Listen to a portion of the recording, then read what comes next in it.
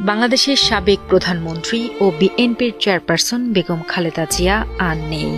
সবাইকে কাঁদিয়ে না ফেরার দেশে পাড়ি জমালেন দেশের প্রথম নারী ও 3 বারের প্রধানমন্ত্রী আপসহীন নেত্রী বেগম খালেদা জিয়া। দীর্ঘ অসুস্থতা আর জীবনের নানা চড়াই উতরাই পেরিয়ে তিনি আজ চিরনিদ্রায় শায়িত। মৃত্যুকালে তার বয়স হয়েছিল ৮০ বছর।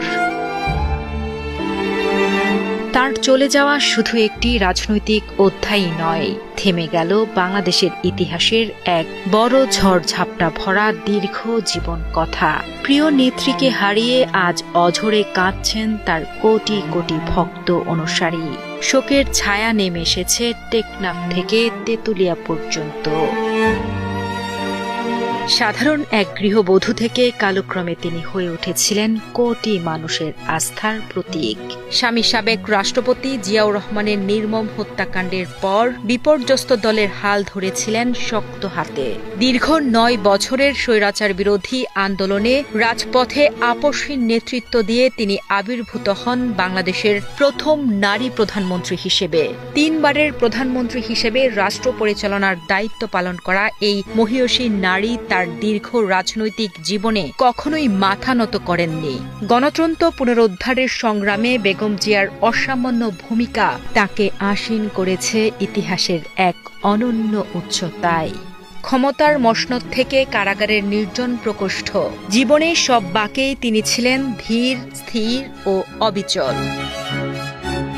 রাজনীতি আর ক্ষমতার জৌলসের আড়ালে বেগম খালেদা জিয়ার ব্যক্তিগত জীবন ছিল এক বিষাদ গাথা।